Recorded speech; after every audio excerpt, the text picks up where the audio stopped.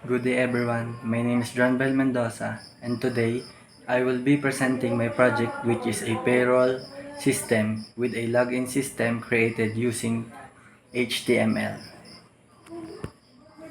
The main purpose of this system is to help manage employee payroll information in a simple and organized way.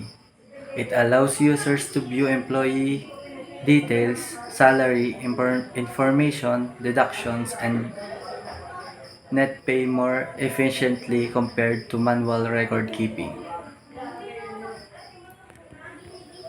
One of the important features of this project is the login system.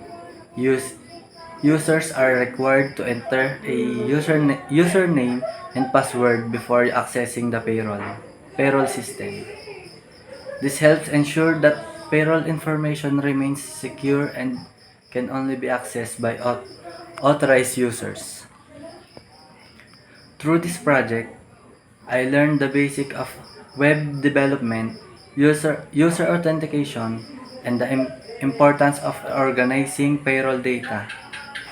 In a digital system, this project demonstrates how technology can make payroll management faster, easier, and more reliable.